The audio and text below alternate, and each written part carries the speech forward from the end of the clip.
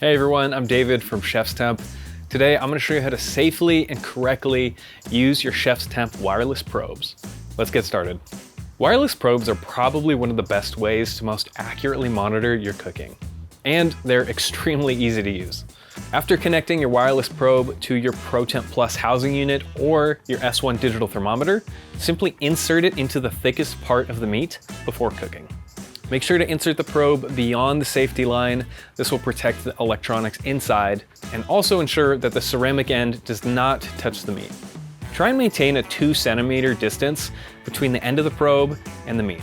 This will help with safe use and ensure a strong connection between the probe and your monitor. The wireless probe has a heat resistance of up to 110 degrees Celsius or 212 degrees Fahrenheit. Once you've inserted the probe, simply begin cooking your food and enjoy the seamless connectivity of the ChefsTemp wireless probes. For more ChefsTemp products or accessories, visit our website or subscribe to our channel.